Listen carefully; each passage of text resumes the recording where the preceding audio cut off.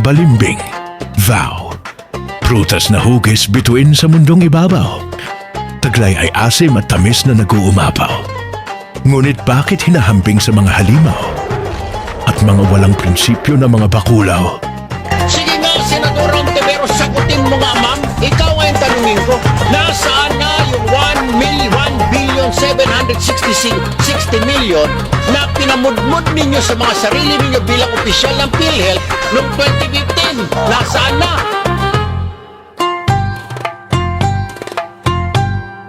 Bungang biyaya sa tinang dakilang may kapal.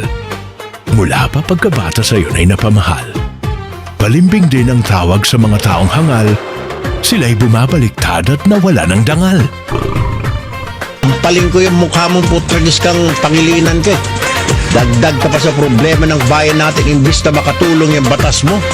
Ibasura yung batas mo. Sa 2022, tatakbo ako Senado para ibasura kayong punyetang batas mo na. Madilaw kanyang kulay kapag ito'y nahinog. Sa bawat mong pagkagat ay kay lutong ng tunog.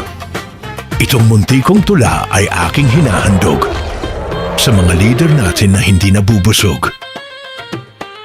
Kailangan pong sabihin na tama naman po ang paggawa ng batas nitong Juvenile Justice Welfare Act dahil ito po ay alinsunod doon po sa pinirmahan natin sa United Nations Convention on the Rights of the Child na sinasabing hindi dapat babaan ang edad ng criminal responsibility bilang miyembro po ng United Nations.